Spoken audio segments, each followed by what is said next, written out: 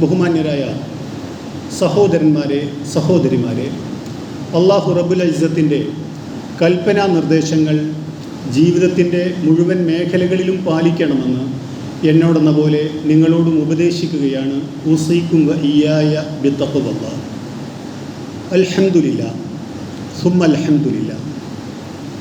കഴിഞ്ഞ ആഴ്ച നാം ഒരുമിച്ച് കൂടിയിരുന്നതിനേക്കാൾ സമാധാനപൂർണമായ മനസ്സോടെ നമുക്കിവിടെ ഇരിക്കാൻ കഴിയുന്നു എന്നുള്ളത് അള്ളാഹു നൽകിയ മഹത്തായ ഒരനുഗ്രഹമാണ്. വെറുപ്പും വൈരവും മാത്രം കൈമുതലാക്കി എല്ലാ കാലത്തും തങ്ങളുടെ മേൽ അധികാരം വാഴാൻ ഒരാളെയും അനുവദിക്കുന്നവരല്ല നാട്ടിലെ സാമാന്യ ജനം എന്ന് തെളിയിച്ച് അള്ളാഹു മനുഷ്യനിൽ നിക്ഷേപിച്ച അവൻ്റെ ശുദ്ധ പ്രകൃതത്തിൻ്റെ ലാഞ്ചനകൾ ഇന്ത്യൻ സമൂഹം പ്രദർശിപ്പിച്ച ഒരാഴ്ചയാണ് പടച്ചവൻ്റെ അനുഗ്രഹത്താൽ കഴിഞ്ഞുപോയത്. പ്രതീക്ഷ വെക്കുന്നവന് തുണയായി മറ്റാരുമില്ലെങ്കിലും അള്ളാഹു മാത്രം മതി എന്ന് ജീവിതം കൊണ്ട് തെളിയിച്ച് ജനതതികൾക്ക് നായകനായി, പടച്ചവൻ്റെ ഖലീലായി, പടച്ചവൻ്റെ കൂട്ടുകാരനായി ജീവിത മാതൃക നമുക്ക് മുന്നിൽ കാണിച്ചു തന്ന ഇബ്രാഹിം നബിയുടെ ഓർമ്മകൾ അനുസ്മരിക്കുന്ന ഒരു സമയത്ത് തന്നെ ഇത്തരം ആശ്വാസകരമായ ഒരനുഭവം ഉണ്ടാകുന്നു എന്നുള്ളത് മുസ്ലിങ്ങളെ സംബന്ധിച്ചിടത്തോളം ഏറെ സന്തുഷ്ടികരമായ ഒരു കാര്യമാണ്. കടുത്ത ആശങ്കയിലായിരുന്നു നാട്. ഇരുട്ട് നിറഞ്ഞ തുരങ്കത്തിനപ്പുറത്ത് വെളിച്ചമുണ്ടാകുമോ എന്ന കടുത്ത ആശങ്ക നാടിനെ സ്നേഹിക്കുന്ന മുഴുവൻ ആളുകളെയും പിടികൂടിയിരുന്നു. 2024 ശേഷം വരാനിരിക്കുന്ന 2025 എന്ന് പറയുന്ന ഒരു വർഷം ഇന്ത്യയുടെ ചരിത്രത്തിൽ സവിശേഷമായി അടയാളപ്പെടുത്തപ്പെടുന്നുണ്ട്. ഇന്ത്യയിൽ വെറുപ്പും വിദ്വേഷവും നിറഞ്ഞ ഒരു സാമൂഹ്യാന്തരീക്ഷം സൃഷ്ടിക്കുന്നതിൻ്റെ പശ്ചാത്തല ശക്തിയായി പ്രവർത്തിച്ച ഒരു കൂട്ടർ അവരുടെ രൂപീകരണത്തിൻ്റെ 100 വർഷം തികയ്ക്കുന്ന വർഷമാണ് 2025 എന്നും, അതിനാൽ സാഹോദര്യത്തിൻ്റെ, ബഹുസ്വരതയുടെ ഒക്കെ പ്രതീകമായി നാം കണ്ടിരുന്ന നമ്മുടെ ഇന്ത്യ രാജ്യം 2025 ആ സാമൂഹ്യാവസ്ഥയ്ക്ക് എന്നേക്കുമായി അറുതി വരാൻ പോകുന്നു എന്നുമൊക്കെ നാം ആശങ്കപ്പെട്ടിരുന്നു. ഭരണകൂടം അതിൻ്റെ സകല ഉപകരണങ്ങളുടെയും പിന്തുണയോടുകൂടി സവിശേഷമായി നാട്ടിലെന്താണ് സംഭവിക്കുന്നത് എന്ന് സത്യസന്ധമായി അറിയാൻ കഴിയാത്ത വിധത്തിലുള്ള വലിയ മാധ്യമ പിന്തുണയോടുകൂടി നുണകളുടെ ഒരു പെരുമഴക്കാലമായിരുന്നു നമുക്ക് മുന്നിൽ സൃഷ്ടിച്ച് വന്നിരുന്നത്. മുസ്ലിം വിരുദ്ധത ഈ നാടിനെ നിർമ്മിക്കുകയും ഈ നാടിനെ ഇന്ന് നാം കാണുന്ന രൂപത്തിലുള്ള ഇന്ത്യ രാജ്യമാക്കി പരിവർത്തിപ്പിക്കുകയും ചെയ്ത മുസ്ലിം സമൂഹത്തെക്കുറിച്ച് തികഞ്ഞ വിരോധവും വിദ്വേഷവും പ്രകടിപ്പിക്കുക എന്നുള്ളത് അധികാരാരോഹണത്തിൻ്റെ ഒരു പൊതുരീതിയായി മാറുകയും അതിനെ പ്രതിരോധിക്കാൻ ആരുമില്ലേ എന്ന് ജനസമൂഹം സംശയിക്കുകയും ചെയ്യുന്ന ഒരു സാഹചര്യമായിരുന്നു നിലവിലുണ്ടായിരുന്നത്. പക്ഷേ എല്ലാ കാലത്തും ലോകം ഒരേ ഓർഡറിൽ, ഒരേ ക്രമത്തിലായിരിക്കുക, നീങ്ങുക എന്നത് അള്ളാഹുവിൻ്റെ നടപടിക്രമമാണ്. വതിൽക്കൽ അയ്യാമു നുദാവിലുഹ ബൈനന്നാസ്, കഴിഞ്ഞ ആഴ്ച ഖുത്ബയിൽ നമ്മൾ ഉദ്ധരിച്ചതാണ് ആയത്ത്. ജനതതികൾക്കിടയിൽ, ആളുകൾക്കിടയിൽ അവരുടെ റോളുകൾ ഇങ്ങനെ മാറ്റി മറിച്ചു കൊണ്ടിരിക്കും. നിങ്ങൾ കണക്കാക്കുന്നത് പോലെ 1+1=2 എന്നുള്ള രീതിയിലല്ല ലോകത്തിൻ്റെ ചരിത്രം മുന്നോട്ട് നീങ്ങുന്നത് എന്നൊക്കെ വിശുദ്ധ ഖുർആൻ പറയുന്നതിൻ്റെ സാക്ഷ്യമായിക്കൊണ്ട് ലോകത്തിലും നാട്ടിലും രാജ്യത്തിലുമൊക്കെ മാറ്റങ്ങൾ ഉണ്ടായിക്കൊണ്ടിരിക്കുന്നു എന്നതാണ് സമകാലീന സാമൂഹ്യ സാഹചര്യങ്ങൾ നമ്മെ പഠിപ്പിച്ചു കൊണ്ടിരിക്കുന്ന വളരെ പ്രധാനപ്പെട്ട പാഠം. ഏതൊരു ജീവിത സന്ദർഭത്തെയും വിശുദ്ധ ഖുർആൻ്റെ അടിസ്ഥാനത്തിൽ പ്രവാചകൻ സല്ലല്ലാഹു അലൈഹി വസല്ലമയും അവിടുത്തെ പ്രവാചകന്മാരും എങ്ങനെയാണോ കണ്ടത് ആ ജീവിത മാതൃകകളുടെ അടിസ്ഥാനത്തിൽ നോക്കിക്കാണാൻ ഉദ്ദേശിക്കപ്പെടുന്നവരാണ് മുസ്ലിങ്ങൾ. അതിനാൽ നമ്മെ സംബന്ധിച്ചിടത്തോളം ഇത്തരം സാമൂഹ്യ സാഹചര്യങ്ങളെക്കുറിച്ചുള്ള നമ്മുടെ നോട്ടം, അവയെ സംബന്ധിച്ചുള്ള നമ്മുടെ വിശകലനം എന്ന് പറയുന്നത് കേവലമായ ഒരു ഭൗതികമായ അർത്ഥത്തിലുള്ള ഒരു പ്രവർത്തനമല്ല. കുറച്ച് അക്കങ്ങൾ അങ്ങോട്ടും ഇങ്ങോട്ടും കൂട്ടിയും കുറച്ചും വെച്ച് ആർക്കാണ് കുറഞ്ഞത് ആർക്കാണ് കൂടിയത് എന്നത് നോക്കി ചില അനാലിസിസുകളിലെത്തുകയല്ല. മറിച്ച് നാം ഇസ്ലാം പാലിക്കേണ്ടതും ഇസ്ലാം അനുസരിച്ച് ലോകത്തെ നോക്കിക്കാണേണ്ടതും നാം ജീവിച്ചു കൊണ്ടിരിക്കുന്ന സമയത്താണ് എന്നതിനാൽ ഓരോ ചരിത്ര സന്ദർഭങ്ങളിൽ നിന്നുമുള്ള ചില പാഠങ്ങൾ ഉൾക്കൊള്ളുക എന്നുള്ളത് നമ്മെ സംബന്ധിച്ചിടത്തോളം നിർബന്ധമാണ്. അത് കേവലം ചരിത്രമായി അറിയാൻ മാത്രമല്ല, അള്ളാഹു നമുക്ക് ബാക്കി തന്നിരിക്കുന്ന ആയുസ്സിൽ നമ്മുടെ ജീവിതത്തെ എങ്ങനെ നമ്മൾ മുന്നോട്ട് നയിക്കണമെന്നും നമ്മുടെ ജീവിതത്തിൻ്റെ മുൻഗണനാക്രമങ്ങൾ എങ്ങനെയാണ് എന്ന് തീരുമാനിക്കണമെന്നും നമ്മൾക്ക് ഒരു ദിശ നിർണയിച്ചു തരുന്ന പ്രധാനപ്പെട്ട കാര്യമാണ് ഇതിൽ നിന്നുള്ള പാഠങ്ങൾ. അതുമായി ബന്ധപ്പെട്ട ഒരു 3-4 പോയിൻ്റുകൾ നിങ്ങളോട് പറയണമെന്നാണ് ഉദ്ദേശിക്കുന്നത്. ഒന്ന്, ഈ സവിശേഷമായ സാഹചര്യം ഉണ്ടാക്കേണ്ടുന്ന ഒരു ബോധം, അള്ളാഹുവിൻ്റെ തന്ത്രങ്ങൾ മറ്റെല്ലാ തന്ത്രങ്ങളെക്കാളും ഉന്നതമാണ് എന്നുള്ള ദൃഢബോധ്യമാണ്. എല്ലാം തീർന്നു എന്ന് ജീവിതത്തിൻ്റെ പല ഘട്ടത്തിൽ, വ്യക്തിജീവിതത്തിൽ, സാമൂഹ്യ ജീവിതത്തിൽ നമ്മൾ വിചാരിക്കുന്ന സന്ദർഭങ്ങൾ കടന്നു പോകുന്നു. പക്ഷെ നിങ്ങൾക്ക് ഓർക്കാൻ കഴിയുന്ന രീതിയിലല്ല അള്ളാഹുവിൻ്റെ തന്ത്രങ്ങൾ. സൂറ അൻഫാലിലെ 30-ാമത്തെ ആയത്തിൽ അള്ളാഹു പറയുന്നുണ്ട്, വൈദ് യംകുറു ബിക്കല്ലദീന കഫറു ലിയുസ്ബിതൂക ഔ യഖ്തുലൂക ഔ യുഖ്രിജൂക. നിഷേധികളായ ആളുകൾ, അവർ നിന്നെ ബന്ധനസ്ഥനാക്കാമെന്ന് അവർ കരുതിയിരുന്നു, അവർ നിന്നെ കൊല്ലാൻ അവരുദ്ദേശിച്ചിരുന്നു, അല്ലെങ്കിൽ നിന്നെ നാട്ടിൽ നിന്ന് പുറത്താക്കുകയെങ്കിലും ചെയ്യണം എന്ന് കരുതി അവർ തന്ത്രം മെനഞ്ഞിരുന്നു. വയംകുറൂന, അവർ തന്ത്രം മെനയുന്നു. വയംകുറുള്ള, അള്ളാഹുവും തന്ത്രം മെനയുന്നവനാണ്. വല്ലാഹു ഖൈറുൽ മാക്കിരീൻ, അള്ളാഹു ഏറ്റവും വലിയ തന്ത്രശാലിയാണ്. അവരാ കാണുന്നതൊന്നുമല്ല തന്ത്രം. കഴിഞ്ഞ ഫെബ്രുവരി മാസത്തിലേക്കൊന്നും നമ്മൾ പോകേണ്ടതില്ല. ഇപ്പോൾ കഴിഞ്ഞ പ്രോസസ്സിൻ്റെ 2ാം ഘട്ടം കഴിയുന്നത് വരെയുള്ളൊരു സമയത്ത് നാടിൻ്റെ അവസ്ഥ എന്തായിരുന്നു? 400 ആണോ 400-ന് തൊട്ടുമുകളിലാണോ താഴെയാണോ എന്നുള്ള ചർച്ച മാത്രം നടന്നുകൊണ്ടിരുന്നൊരു ഘട്ടത്തിൽ ഇതല്ലാതെ ഒരവസ്ഥയും വരില്ല, ഇവർ തന്നെയാവും കാലാകാലം എന്ന് വിചാരിക്കുന്ന ഒരു സന്ദർഭത്തിൽ നിന്ന് പെട്ടെന്ന് ഏപ്രിൽ ഒരു അവസാനത്തിലെത്തുന്നതോടുകൂടി അല്ല, മാറ്റത്തിൻ്റെ എന്തൊക്കെയോ ചില ദൃശ്യങ്ങൾ, നാട്ടിലെവിടെയൊക്കെയോ ചില വെളിച്ചങ്ങൾ നാട്ടിൽ പ്രത്യക്ഷമാവുന്നുണ്ട് എന്നൊരാലോചന നാട്ടിൽ തലങ്ങും വിലങ്ങും സഞ്ചരിച്ച ആളുകൾ കണ്ടെത്തുകയും അവരത് പറയുകയും, നിങ്ങൾ ആഗ്രഹിക്കുന്നുവെങ്കിൽ, നിങ്ങൾ ഉദ്ദേശിക്കുന്നുവെങ്കിൽ, പ്രവർത്തനത്തിന് നിങ്ങൾ തയ്യാറെങ്കിൽ മാറ്റം സാധ്യമാണ്, നിങ്ങൾ നിരാശരാവരുത് എന്നുള്ള ഒരു പ്രചാരണം സമൂഹത്തിൽ നടക്കുകയും ചെയ്തതിൻ്റെ ഫലമായി നമ്മൾ ഇന്ന് കാണുന്ന ഒരു പോസിറ്റീവായ മാറ്റങ്ങൾ നാട്ടിലുണ്ടാകുന്നു എന്ന് നമ്മൾ അറിയണം. ഇത് ആദ്യമായി സംഭവിക്കുന്ന ഒരു കാര്യമല്ല.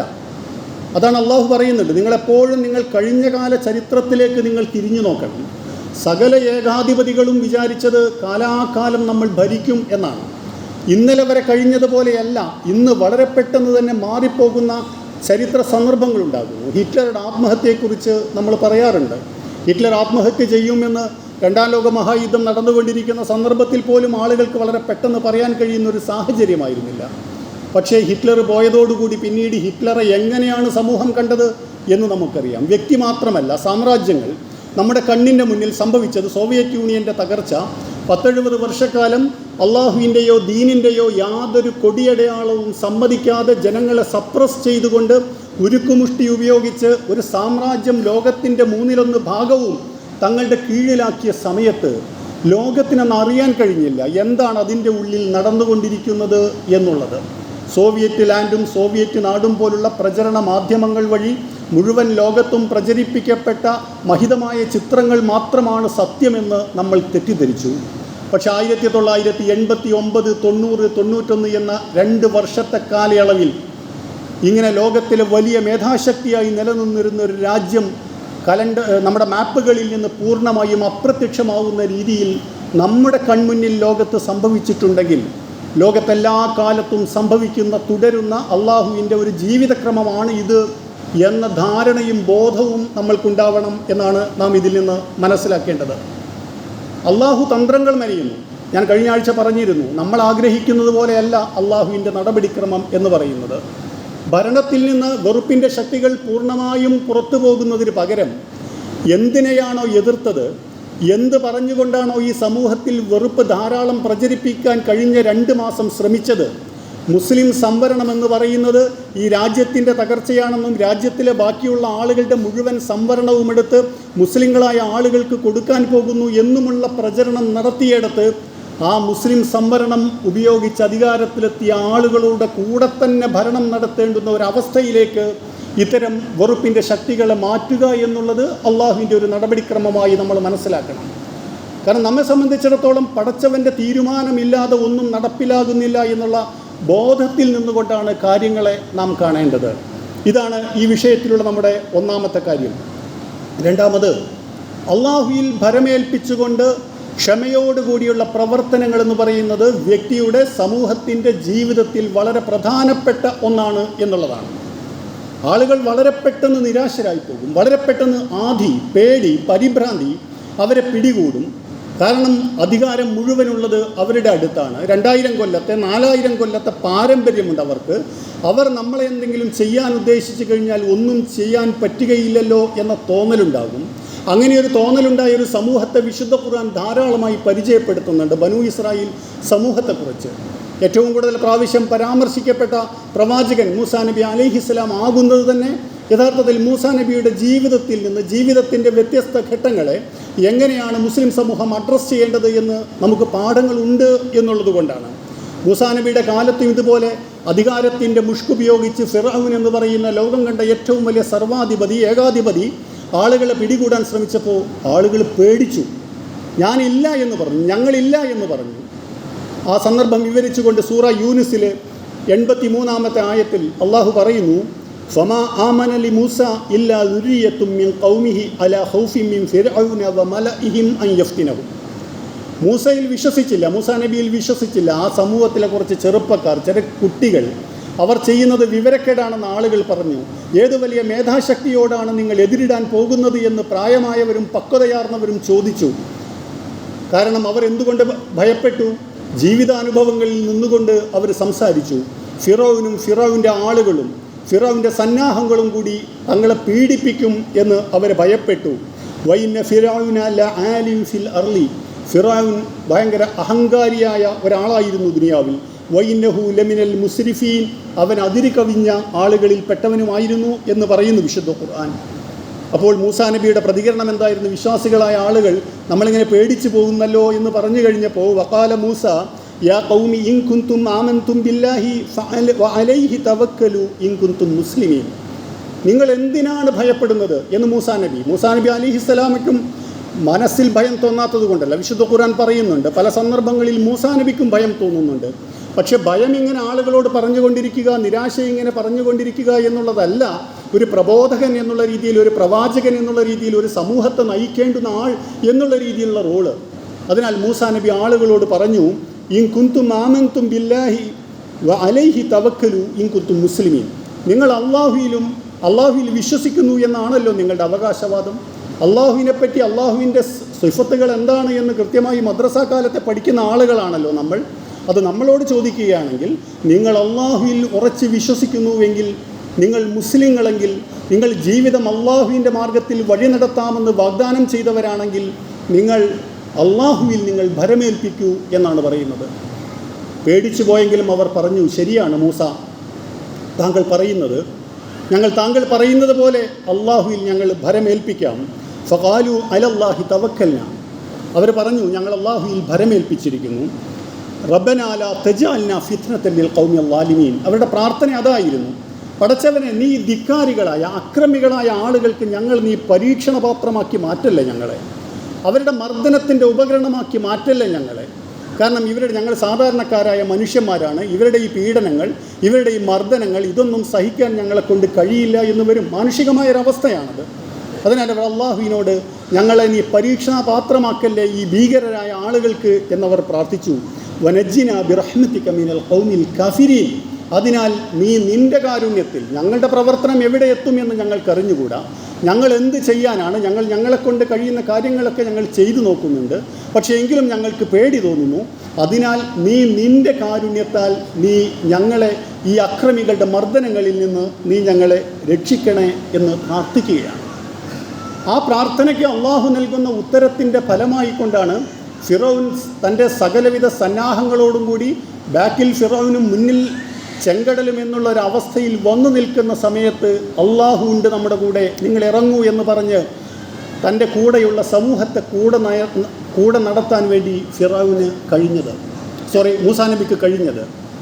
കാരണം ഫിറൗൻ ഉണ്ടാക്കിക്കൊണ്ടിരിക്കുന്ന പ്രചരണം, നമ്മളുടെ ഭയം എന്ന് പറയുന്നത് നമ്മൾ ആലോചിക്കേണ്ടതുണ്ടല്ലോ. നമ്മളെപ്പോലുള്ള മനുഷ്യന്മാരാണ് നമ്മെ പേടിപ്പിച്ചു കൊണ്ടിരിക്കുന്നത്. എന്നിട്ടും നമ്മൾക്കെന്ത് പേടി തോന്നുന്നു? അവരുടെ കയ്യിലാണ് സകല ഉപകരണങ്ങളും, സകല മാധ്യമങ്ങളുമുള്ളത് അവരുടെ കയ്യിലാണ്. ഇതല്ലാതെ ഒന്നുമില്ല. കഴിഞ്ഞ 10 കൊല്ലം നമ്മുടെ നാട് കഴിഞ്ഞുപോയ അവസ്ഥ എന്താണ് എന്ന് ഇപ്പോൾ ഒരൽപ്പം ശ്വാസം ഉള്ളിലേക്കെടുക്കാൻ സന്ദർഭം കിട്ടിയ സമയത്ത് നമ്മളൊന്ന് ആലോചിച്ച് നോക്കുമ്പോഴാണ് യഥാർത്ഥത്തിൽ ബഹുസ്വരത, ജനാധിപത്യം എന്നൊക്കെ പറയുന്നത് നമ്മുടെ സമൂഹത്തിൻ്റെ ആധാരമാണ് എന്ന് വിശ്വസിക്കുന്ന നമ്മുടെ സമൂഹത്തിൽ എന്താണ് കഴിഞ്ഞത് എന്ന് നമുക്ക് ആലോചിക്കാൻ കഴിയുന്നത്. പ്രതിപക്ഷ നേതാവ് എന്ന് പറയുന്ന ഒരു റോള് തന്നെ നമ്മളുടെ ഭരണത്തിൻ്റെ ഭാഗമായിട്ട് ഉണ്ടായിരുന്നില്ല. എന്തുകൊണ്ടൊരു മിമ്പറിൽ വെച്ച് നമ്മൾ ഇത്തരം കാര്യങ്ങൾ പറയുന്നു എന്ന് ചോദിച്ചു കഴിഞ്ഞാൽ, ജനങ്ങൾക്ക് സ്വതന്ത്രമായി തങ്ങളുടെ അഭിപ്രായങ്ങൾ പറയാൻ പറ്റുന്ന, അള്ളാഹുവിൻ്റെ അള്ളാഹുവിൻ്റെ സൃഷ്ടികളാണ് മുഴുവൻ മനുഷ്യന്മാരും, അതിനാൽ സ്വാതന്ത്ര്യം മുഴുവൻ ആളുകൾക്കും ഉള്ളതാണ് എന്നുള്ള ബോധം എന്ന് പറയുന്നത് ഇസ്ലാമിൻ്റെ ഒരു അടിസ്ഥാനമാണ് എന്നുള്ളത് നമ്മൾ മനസ്സിലാക്കണം. അല്ലാതെ നമ്മുടെ സാമൂഹ്യ രാഷ്ട്രീയ ജീവിതങ്ങളിൽ സംഭവിക്കുന്നത് നമ്മുടെ വിശ്വാസത്തിൻ്റെ പരിധിക്ക് അപ്പുറത്തായി നമ്മൾ തെറ്റിദ്ധരിക്കാൻ പാടില്ല. കാരണം ഭരണകൂടങ്ങൾ ഓരോ കാര്യങ്ങൾ ചെയ്യുമ്പോൾ, അധികാരികൾ ഓരോ കാര്യങ്ങൾ ചെയ്തുകൊണ്ടിരിക്കുമ്പോൾ അവരോട് ചോദ്യങ്ങൾ ചോദിക്കാൻ പൗരന്മാർക്കുള്ള അവകാശം എന്ന് പറയുന്നത് ഇസ്ലാം മുന്നോട്ട് വെക്കുന്ന പൗരസമൂഹത്തെ സംബന്ധിച്ച കാഴ്ചപ്പാടിലെ അതീവ പ്രധാനമായൊരു പോയിൻ്റാണ് എന്ന് നമ്മൾ മനസ്സിലാക്കണം. ഉമർ റളിയല്ലാഹു അൻഹുവിനോട് ഓരോ ഘട്ടത്തിൽ സ്ത്രീകളായിട്ടുള്ള ആളുകൾ, സമൂഹത്തിലെ പതിതരായിട്ടുള്ള ആളുകൾ ഓരോ ചോദ്യങ്ങൾ ചോദിച്ചു എന്നുള്ളത് നമ്മൾക്ക് പ്രസംഗത്തിന് ശൈലി കൂട്ടാൻ വേണ്ടിയും ഭംഗി കൂട്ടാൻ വേണ്ടിയും പറയുന്ന കാര്യങ്ങളല്ല. മറിച്ച് അതിൽ നിന്ന് നമുക്കുള്ള പാഠങ്ങൾ എന്താണ് എന്ന് നമുക്ക് മനസ്സിലാക്കാനുള്ളതാണ് എന്ന് നമ്മൾ അറിയണം. പ്രചരണം നടക്കുമ്പോൾ നമ്മൾ വിചാരിക്കും, നമ്മൾ മനസ്സിലാക്കണം, നമ്മളെപ്പോലുള്ള മനുഷ്യന്മാരാകുമ്പോൾ ഇവരുടെ പ്രചരണങ്ങൾക്കപ്പുറത്ത് ചില യാഥാർത്ഥ്യങ്ങളുണ്ടാകും.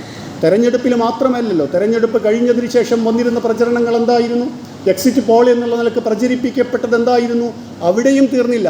അതിനുശേഷം നിങ്ങൾ ജൂൺ മാസം 3-ാം തീയതിയിലെ 2-ാം തീയതിയിലെ പത്രങ്ങൾ നോക്കിയാൽ, 3-ാം തീയതിയിൽ നോക്കിക്കഴിഞ്ഞാൽ നിങ്ങൾക്ക് കാണാൻ പറ്റും അടുത്ത 100 ദിവസത്തേക്കുള്ള പദ്ധതി റെഡിയാണ്, പന്തലിന് വേണ്ട ഓർഡർ കൊടുത്തു കഴിഞ്ഞു എന്നൊക്കെ പറഞ്ഞുകൊണ്ടുള്ള പ്രചരണം നടക്കുമ്പോൾ ആളുകൾ വിചാരിക്കുകയാണ് എല്ലാം തീർന്നു എന്നുള്ളത്.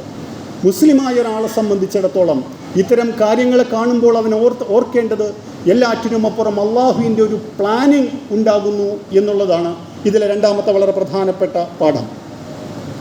3ാമത്തെ അതിപ്രധാനമായ ഒരു കാര്യം, ഭാവിയിലേക്ക് നമുക്കുള്ള പാഠങ്ങൾ എന്താണ് എന്ന് ആലോചിക്കുമ്പോൾ കേവലം പ്രാർത്ഥനകളും പ്രതീക്ഷകളും മാത്രമല്ല, പ്രവർത്തനങ്ങൾ കൂടി നമ്മുടെ ഭാഗത്തു നിന്നുണ്ടാവണമെന്നുള്ളതാണ്. കഴിഞ്ഞ ആഴ്ച നാം പറഞ്ഞിരുന്നു, ഏതോ ഒരു ഫലത്തെ ആശ്രയിച്ചല്ല നമ്മുടെ ഭാവി മുന്നോട്ട് നീങ്ങുന്നത്. അതിൽ ഏതെങ്കിലും ഒരു കൂട്ടർ ജയിച്ചു, ഏതെങ്കിലും ഒരു കൂട്ടർ തോറ്റു എന്നതിന് അർത്ഥം നമ്മുടെ പ്രശ്നങ്ങളൊക്കെ അവസാനിച്ചു, മുസ്ലിമിനെ സംബന്ധിച്ചിടത്തോളം അവൻ്റെ ജീവിതത്തിലെ ഉത്തരവാദിത്തങ്ങൾ തീർന്നിരിക്കുന്നു എന്നല്ല. മറിച്ച് ജീവിതത്തിലെ ഒരു വഴി തെളിയാതെ വരുമ്പോൾ അതിനടുത്ത വഴി എന്ത് എന്ന് നമ്മൾ ആലോചിക്കേണ്ടതുണ്ട്. ദുൽഹജ്ജ് മാസത്തിൻ്റെ പടിവാതിൽക്കലാണ് നാം ഉള്ളത്. ഇബ്രാഹിം നബി അലൈഹിസ്സലാമിൻ്റെ ജീവിതത്തിൽ നിന്ന് നമ്മൾക്ക് പഠിക്കാനുള്ള ഏറ്റവും വലിയ പാഠമെന്ന് പറയുന്നത്, അക്ഷരാർത്ഥത്തിൽ തന്നെ ജീവിതത്തിലെ അഗ്നിപരീക്ഷകളെ കടന്നുപോയ ആളാണ് ഇബ്രാഹിം നബി അലൈഹിസ്സലാം എന്നുള്ളത് നമ്മൾക്കറിയാം. തീയിലെറിയപ്പെട്ടതാണ് അദ്ദേഹം. പക്ഷേ തീയിലെറിയപ്പെട്ട സന്ദർഭത്തിന് ശേഷം പോലും ഞാൻ അവസാനിച്ചിരിക്കുന്നു, ഇനിയും എന്നെക്കൊണ്ട് കഴിയില്ല എന്നല്ല ഇബ്രാഹിം നബി പറയുന്നത്. വഖാല ഇന്നി മുഹാജിറുൻ ഇലാ റബ്ബി. ലൂത്ത് നബി അലൈഹിസ്സലാമുമായി അദ്ദേഹം നടത്തുന്ന ഒരു സംഭാഷണത്തിൻ്റെ ഒരു ശകലം വിവരിക്കുന്നുണ്ട് ഖുർആൻ. ഞാൻ അള്ളാഹുവിലേക്ക് ഹിജ്റ പോവുകയാണ്, ഞാനിത് ഉപേക്ഷിച്ച് എവിടേക്കെങ്കിലും നാട് വിടുകയാണ് എന്നല്ല, ഞാൻ ഹിജ്റ പോവുകയാണ് അള്ളാഹുവിലേക്ക്. കാരണം ഈ സമൂഹത്തിൽ ഞാൻ അള്ളാഹു അല്ലാത്ത ആളുകൾക്ക് ഇബാദത്ത് ചെയ്യുന്നതിൻ്റെ വിഡ്ഢിത്തത്തെക്കുറിച്ച് പറഞ്ഞിട്ട് അവരോട് ദീർഘകാലമായി ഞാൻ പ്രബോധനം നടത്തിയിട്ട് ഫലമുണ്ടാകുന്നില്ല. അവരെന്നെ പീഡിപ്പിക്കാനാണ് ശ്രമിക്കുന്നത്. അവരുടെ ചിന്തയെ തൊട്ടുണർത്തുന്ന ഒരുപാട് ചോദ്യങ്ങൾ ഞാൻ ചോദിച്ചു.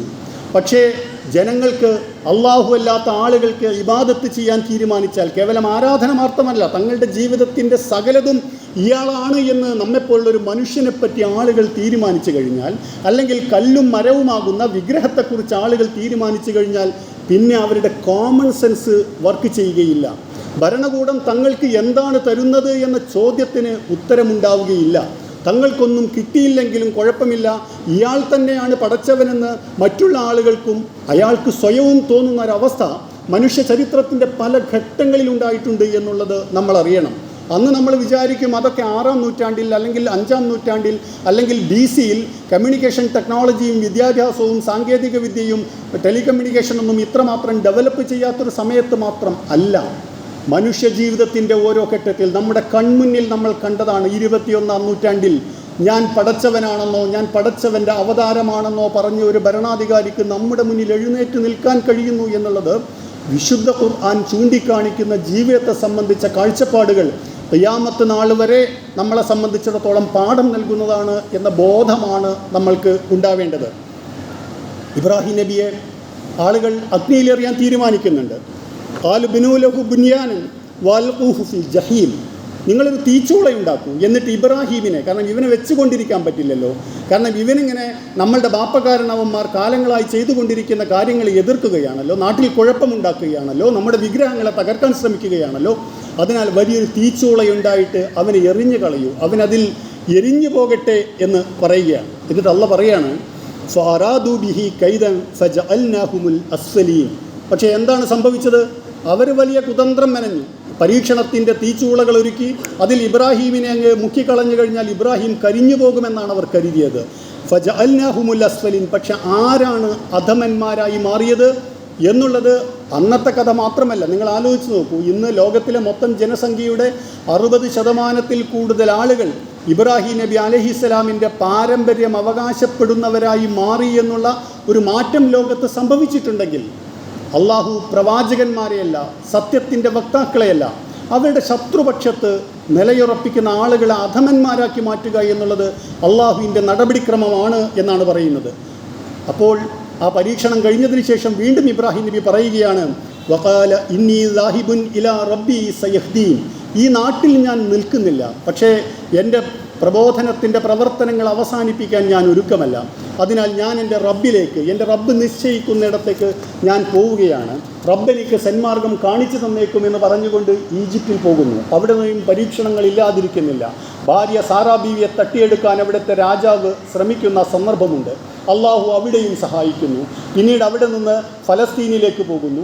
ഫലസ്തീനിൽ നിന്ന് പിന്നീട് മക്കയിലേക്ക് പോകുന്നു. ബാക്കി നമ്മൾക്കെല്ലാവർക്കും അറിയുന്ന ചരിത്രമാണ്. ജീവിതത്തിൻ്റെ ഓരോ ഘട്ടത്തിലും പരീക്ഷിക്കപ്പെടുന്നതിനനുസരിച്ച് അള്ളാഹുവിലുള്ള വിശ്വാസം കൂടിക്കൂടി വരുന്ന ഒരവസ്ഥ ഉണ്ടാകുന്നു എന്നുള്ളതാണ് ഇബ്രാഹിം നബി അലൈഹിസ്സലാമിൽ നിന്ന് നമ്മൾക്ക് പഠിക്കാനുള്ള പാഠം. അതുകൊണ്ടാണ് ഒരു വ്യക്തിയെ വിശുദ്ധ ഖുർആൻ ഉമ്മത്ത് എന്ന് വിശേഷിപ്പിക്കുന്നത്. ചരിത്രത്തിൻ്റെ പല ഘട്ടങ്ങളിലും നിങ്ങൾക്ക് ഇതുപോലെ ചെയ്യാം. നിങ്ങൾക്ക് ഇബ്രാഹിം നബി അലൈഹിസ്സലാമിനെ നിങ്ങൾക്ക് മാതൃകയാക്കാം. നിങ്ങൾ വിചാരിക്കും നിങ്ങൾ ഒറ്റക്കാണെന്ന്, പക്ഷെ നിങ്ങൾ ഒറ്റക്കല്ല. അള്ളാഹുവിനെ മുൻനിർത്തി നിങ്ങളൊരു ശ്രമം നടത്തിക്കഴിഞ്ഞാൽ അള്ളാഹുവിനേക്കാൾ വലിയവരല്ലല്ലോ നിങ്ങൾ പേടിച്ചു കൊണ്ടിരിക്കുന്ന ഈ ശക്തികളൊന്നും. അതിനാൽ അള്ളാഹുവിങ്കലേക്ക് ഹിജ്റ പോവുക, അള്ളാഹുവിങ്കലേക്ക് നിങ്ങൾ എത്തിപ്പെടുക എന്നുള്ളത് നമ്മുടെ ജീവിതത്തിലെ വലിയൊരു പാഠമാണ് എന്ന് നമ്മൾ അറിയണം. അതിനാൽ പ്രവർത്തനം വളരെ മുഖ്യമാണ്. ഒരു വഴി അടയുമ്പോൾ അടുത്ത വഴി തുറക്കുന്നു. തബൂക്ക് ത്വായിഫിൽ നിന്ന് റസൂലുള്ളാഹി സ്വല്ലല്ലാഹു അലൈഹി വസല്ലമ മടങ്ങുന്ന സന്ദർഭം റസൂലിൻ്റെ കൂടെയുള്ള സെയ്ദ് ബിൻ ഹാരിസ റളിയല്ലാഹു അൻഹു ചോദിക്കുന്നുണ്ട്, എവിടെ നിന്നാണ് റസൂലെ? അവിടെ നിന്നാണല്ലോ, അവിടെ രക്ഷയില്ലാത്തത് കൊണ്ടാണല്ലോ ഇവിടെ വന്നത്. നമ്മൾ തിരിച്ചങ്ങോട്ട് വീണ്ടും നമ്മൾ പോവുകയാണ്, എന്തെങ്കിലും ഒരു മാറ്റമുണ്ടാകുമോ എന്ന് ചോദിക്കുന്നുണ്ട്. ഒരാൾ പോലും സഹായിക്കാനില്ല മക്കയിൽ. അള്ളാഹുവിൻ്റെ റസൂൽ എന്താ പറയുന്നത്? നിരാശപ്പെടരുത്. അള്ളാഹുവിൻ്റെ റസൂലിനെ അവൻ കൈവിടുകയില്ല, അവൻ്റെ അടിമയെ അവൻ സഹായിക്കും. സെയ്ദ് റളിയല്ലാഹു അൻഹുവിനെ അതേ സംബന്ധിച്ച് വലിയ ബോധ്യമൊന്നും വരുന്നില്ല, പക്ഷെ അള്ളാഹിൻ്റെ റസൂലാണല്ലോ പറയുന്നത്. അങ്ങനെ ഓരോരുത്തരെയായി സമീപിക്കുകയാണ്.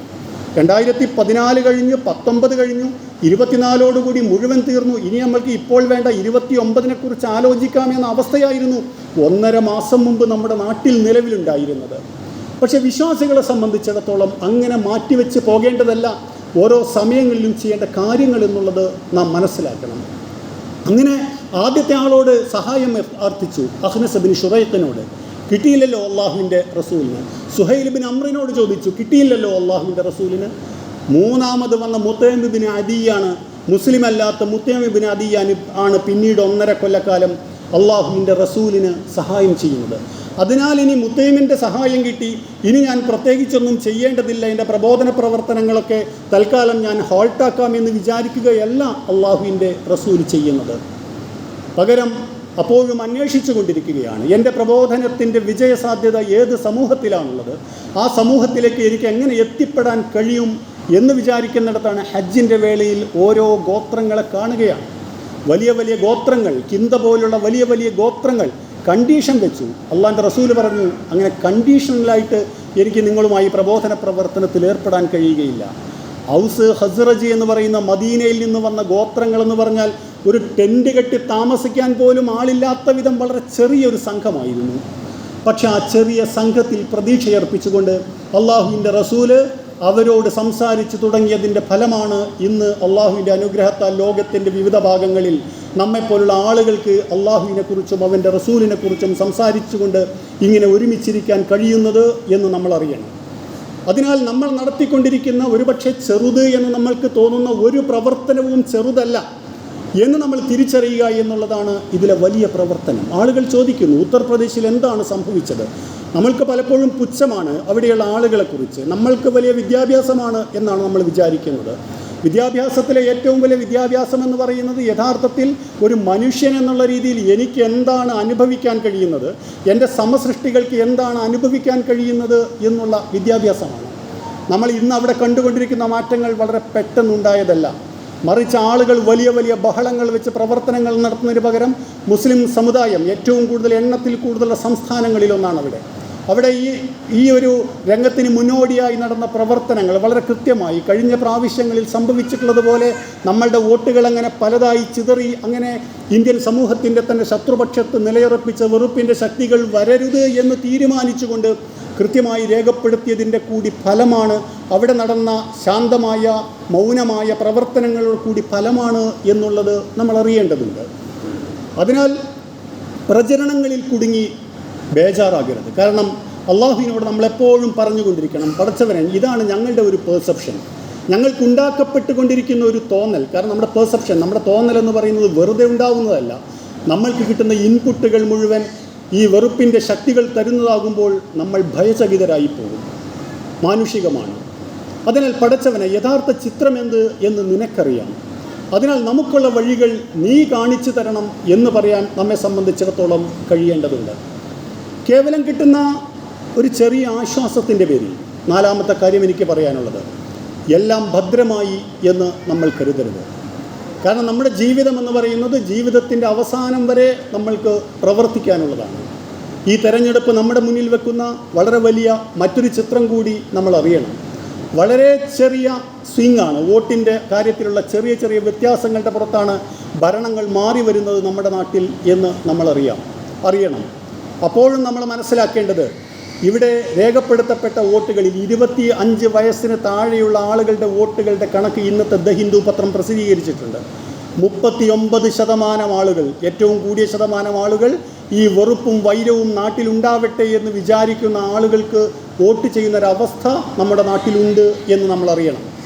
നമ്മുടെ ഈ കേരളം എന്ന് പറയുന്ന മലയാളം സംസാരിക്കുന്ന നാട് ഇത്തരം വെറുപ്പിനൊക്കെ അതീതമായി നിൽക്കുന്നു എന്ന് നമ്മൾ കരുതുന്നിടത്ത് കഴിഞ്ഞ 5 വർഷം മുമ്പ് 15.64 ഉണ്ടായിരുന്നിടത്ത് ഇപ്രാവശ്യം അത് 19.23% വർദ്ധിച്ചിട്ടുണ്ട് എന്നുള്ള യാഥാർത്ഥ്യം കൂടി നമ്മളറിയണം.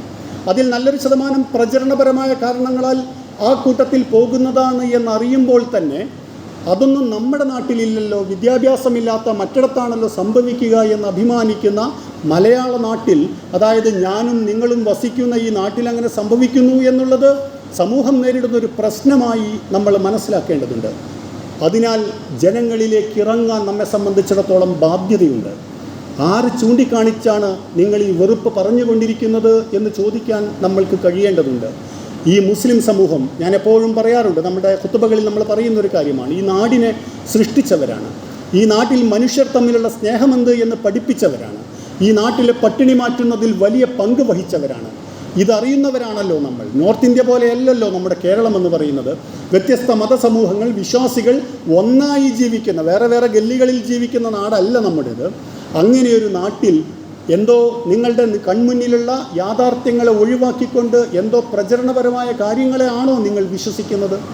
അങ്ങനെയല്ലല്ലോ വേണ്ടത് എന്നവരോട് ചോദിക്കാൻ ബാധ്യതപ്പെട്ടവരാണ് മുസ്ലിം സമൂഹം എന്ന് നമ്മൾ അറിയണം. നമ്മൾ വളരെ പെട്ടെന്ന് തീർപ്പുകളിലെത്തും. നമ്മളല്ലാത്ത മുഴുവൻ ആളുകളും ശത്രുപക്ഷത്താണ് എന്ന് നമ്മളങ്ങ് വിചാരിക്കും. എന്തൊക്കെയാവും അവിടെ നടക്കുന്നത് എന്നത് സംബന്ധിച്ച ഒരു ബേജാറും പേടിയും പലപ്പോഴും നമ്മൾക്ക് തോന്നും. പക്ഷെ മുസ്ലിങ്ങൾ എന്നുള്ള രീതിയിൽ നമ്മൾ മനുഷ്യൻ്റെ ശുദ്ധ പ്രകൃതി ഫിത്രത്തല്ലാഹില്ലതി ഫതറന്നാസ അലൈഹ, മുഴുവൻ ആളുകളെയും അള്ളാഹു പടച്ച അവൻ്റെ ശുദ്ധ പ്രകൃതിയുണ്ട്. അവൻ്റെ അടിസ്ഥാന സോഫ്റ്റ്വെയറിൽ തന്നെ നന്മയോടും സത്യത്തോടുമുള്ള പ്രതിബദ്ധതയുണ്ട്. ആ പ്രതിബദ്ധത പലപ്പോഴും തിന്മകളാൽ പാപങ്ങളാൽ പലപ്പോഴും മൂടപ്പെട്ടു പോകുന്നതാണ്.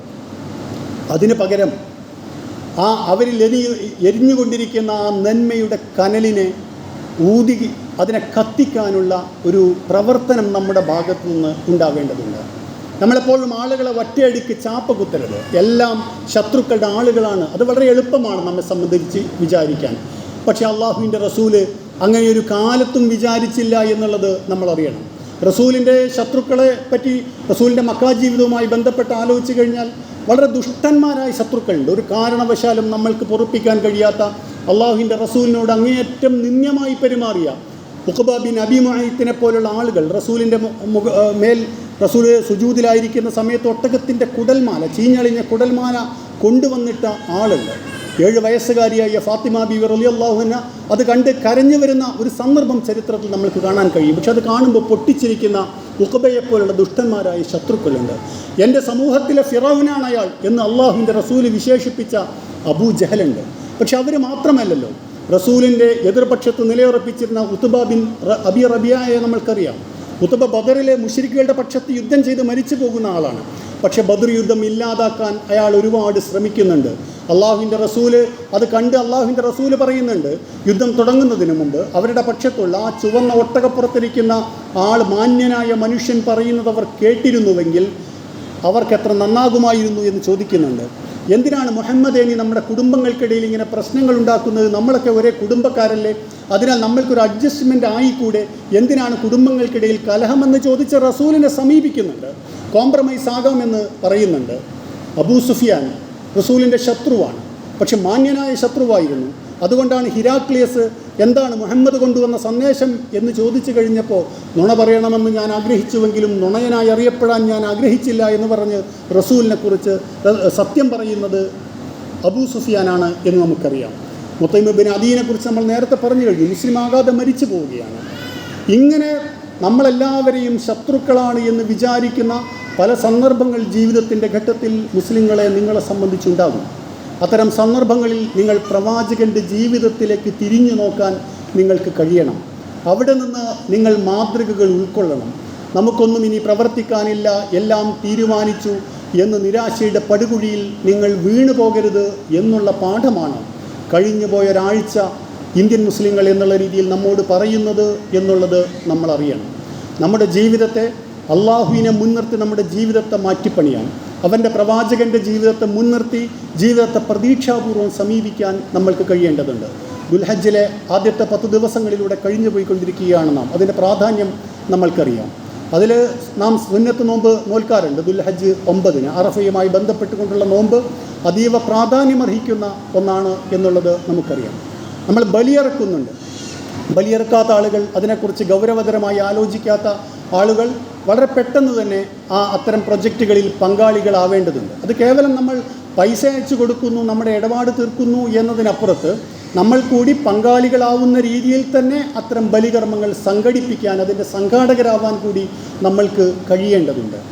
ഇത്തരം സന്ദർഭങ്ങളിലൊക്കെ, ബലിപെരുന്നാളിൻ്റെ സന്ദർഭത്തിൽ, ഹജ്ജിൻ്റെ സന്ദർഭത്തിൽ, ബലിയുടെ സന്ദർഭത്തിലൊക്കെ ഇബ്രാഹീമി മാതൃകയിൽ നിന്ന് നമ്മൾക്ക് ഉൾക്കൊള്ളാനുള്ള ഏറ്റവും വലിയ പാഠം, ലോകത്ത് മുഴുവൻ ആളുകളും നമ്മൾക്കെതിരെ നിന്നാലും അള്ളാഹു നമ്മുടെ കൂടെയുണ്ടെങ്കിൽ നമ്മെ അതിജയിക്കാൻ ഒരു ശക്തിയുമില്ല എന്നുള്ള പാഠമാണ് എന്നുള്ളത് നമ്മൾ മനസ്സിലാക്കണം.